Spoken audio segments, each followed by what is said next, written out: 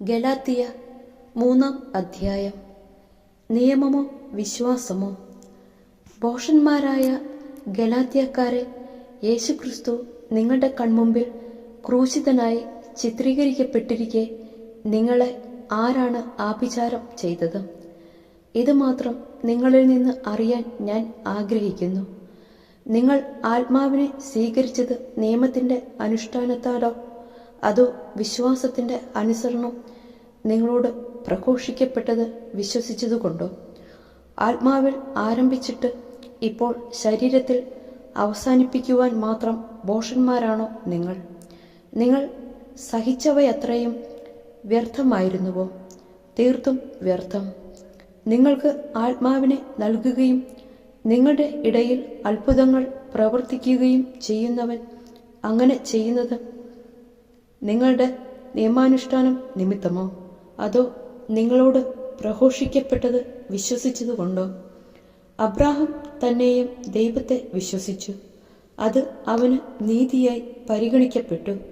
അതിനാൽ വിശ്വാസമുള്ളവരാണ് അബ്രാഹത്തിന്റെ മക്കൾ എന്ന് നിങ്ങൾ മനസ്സിലാക്കണം.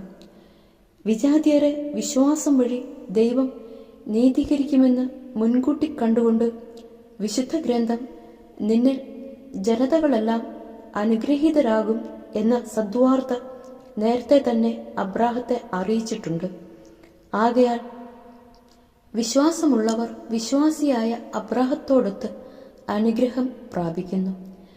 നിയമാനുഷ്ഠാനത്തിൽ ആശ്രയമർപ്പിക്കുന്ന എല്ലാവരും ശാപത്തിന് വിധേയരാണ്. എന്തെന്നാൽ ഇപ്രകാരം എഴുതപ്പെട്ടിരിക്കുന്നു: നിയമഗ്രന്ഥത്തിൽ എഴുതപ്പെട്ടിരിക്കുന്നതെല്ലാം അനുസരിക്കാതെയും പ്രവർത്തിക്കാതെയും ഇരിക്കുന്നവൻ ശപിക്കപ്പെട്ടവനാണ്.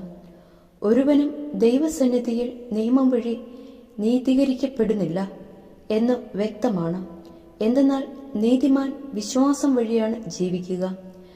നിയമത്തിന്റെ അടിസ്ഥാനം വിശ്വാസമല്ല, എന്തെന്നാൽ അവ അനുഷ്ഠിക്കുന്നവൻ അവ വഴി ജീവിക്കും.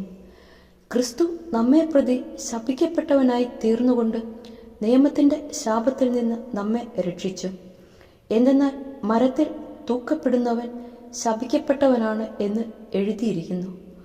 അബ്രാഹത്തിന് ലഭിച്ച അനുഗ്രഹം യേശുക്രിസ്തു വഴി വിജാതീയരിലേക്ക് വ്യാപിക്കേണ്ടതിനും ആത്മാവിന്റെ വാഗ്ദാനം വിശ്വാസം വഴി നമ്മൾ പ്രാപിക്കേണ്ടതിനും ആണ് ഇപ്രകാരം സംഭവിച്ചത്. നിയമവും വാഗ്ദാനവും. സഹോദരരെ, മനുഷ്യസാധാരണമായ ഒരു ഉദാഹരണം പറഞ്ഞാൽ, ഒരുവന്റെ ഉടമ്പടി ഒരിക്കൽ സ്ഥിരീകരിച്ചതിന് ശേഷം ആരും അത് അസാധുവാക്കുകയോ അതിൽ എന്തെങ്കിലും കൂട്ടിച്ചേർക്കുകയോ ചെയ്യാറില്ല. വാഗ്ദാനങ്ങൾ ലഭിച്ചത് അബ്രാഹത്തിനും അവന്റെ സന്തതിക്കുമായിട്ടാണ്. പലരെ ഉദ്ദേശിച്ച് സന്തതികൾക്ക് എന്ന് അതിൽ പറഞ്ഞിട്ടില്ല. പ്രത്യുത ഒരുവനെ ഉദ്ദേശിച്ച് നിന്റെ സന്തതിക്ക് എന്നാണ് പറഞ്ഞിരിക്കുന്നത്. അത് ക്രിസ്തുവിനെ ഉദ്ദേശിച്ചാണ്. ഞാൻ പറയുന്നത് ഇതാണ്: 430 വർഷങ്ങൾക്ക് ശേഷം നിലവിൽ വന്ന നിയമം ദൈവം പണ്ട് തന്നെ സ്ഥിരീകരിച്ച ഉടമ്പടിയെ, വാഗ്ദാനത്തെ നീക്കിക്കളയത്തക്ക വിധം അസാധുവാക്കുകയില്ല. എന്തെന്നാൽ പാരമ്പര്യാവകാശം നിയമത്തിൽ നിന്നാണ് ലഭിക്കുന്നതെങ്കിൽ അത് ഒരിക്കലും വാഗ്ദാനത്തിൽ നിന്നായിരിക്കുകയില്ല.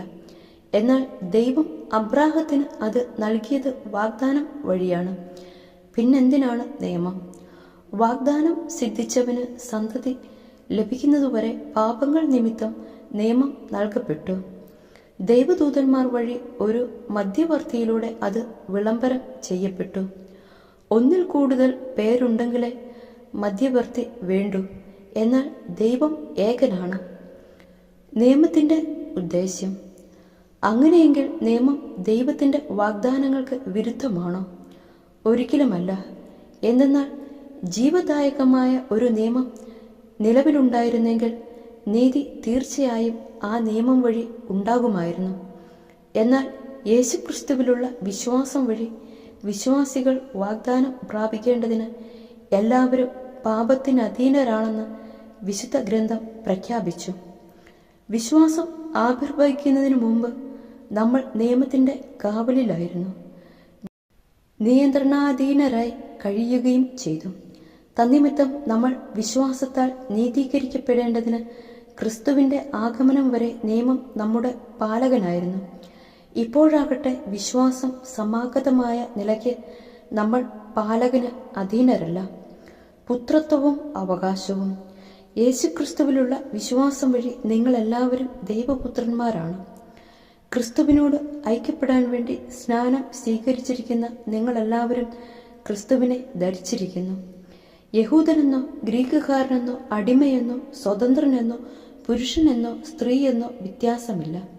നിങ്ങളെല്ലാവരും യേശുക്രിസ്തുവിൽ ഒന്നാണ്. നിങ്ങൾ ക്രിസ്തുവിനുള്ളവരാണെങ്കിൽ അബ്രാഹത്തിന്റെ സന്തതികളാണ്, വാഗ്ദാനം അനുസരിച്ചുള്ള അവകാശികളുമാണ്.